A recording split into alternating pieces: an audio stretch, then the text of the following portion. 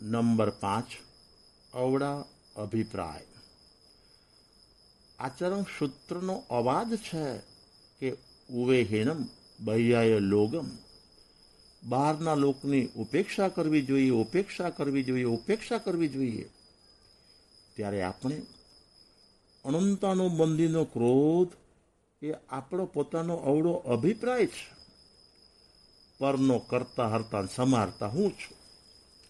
બીજા નંબરમાં માની લો કે આજે હું નિર્ધન છું, આજુબાજુ બધા ધનવાન છે, તો હું મારી જાતની એટલી બધી નાની માનું છું કે સમાજમાં આવવાનું થાય તો હું નીચું જોઈને હાલું છું.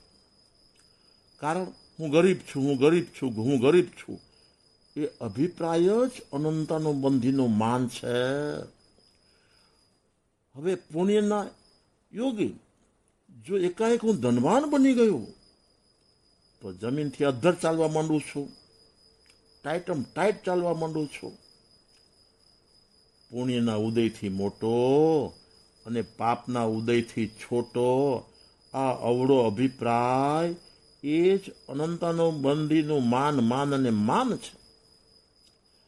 નાનો નહીં, મોટો નહીં, ખોટો નહીં, સાચો નહીં, સદ્રવ્યમાંનો એક હું, સ્વસ્વરૂપમાં કાચો નહીં.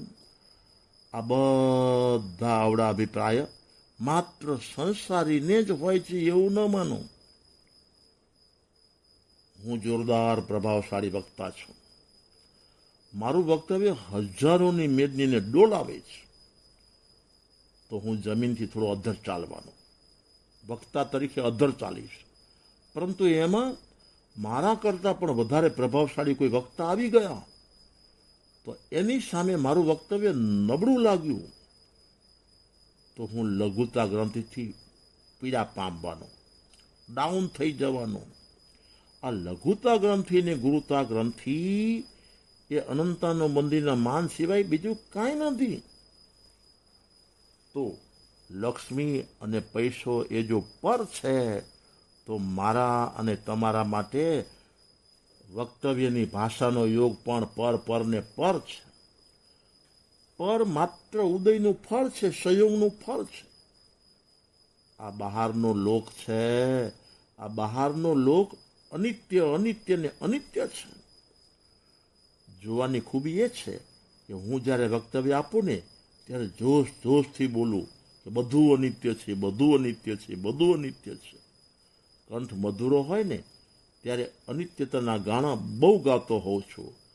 પરંતુ કાંઈક કારણે, કોઈ કારણે જો જબાન બંધ થઈ જાય ને ત્યારે તો મારા માટે જબાન નિત્ય થઈ જાય. નિરંતર આર્ત ધ્યાન, હાય હાય હવે તો મારાથી બિલકુલ બોલાતું નથી, બિલકુલ બોલાતું નથી. કેમ પહેલા અનિત્ય હતી ને, ઉદયનું ફળ છે ને, આર્ત ધ્યાન શા માટે કરો છો? અરે જ્યાં સુધી નિત્ય તત્વનું યથાર્થ જ્ઞાન અને ભાન હોતું નથી ને ત્યાં સુધી અનિત્યને યથાર્થ ભાવે કોઈ પણ સમજી શકતું નથી. જ્યારે કોઈ પણ અંગ નબળું પડે ને ત્યારે અનિત્યનું ભાન જતું રહે છે. જ્યાં સુધી નિત્ય તત્વનો અનુભવ ન થાય ત્યાં સુધી બધું અનિત્ય છે એ બોલવાનો આપણને અધિકાર જ નથી. સૌ પ્રથમ નિત્ય, ધ્રુવ અને શાશ્વત તત્વનો આત્મિક અનુભવ હોવો જરૂરી છે.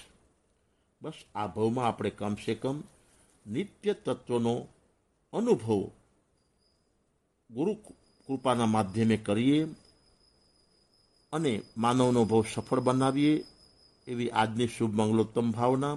બસ આજે આટલું. બસ વિશેષ અવસરે.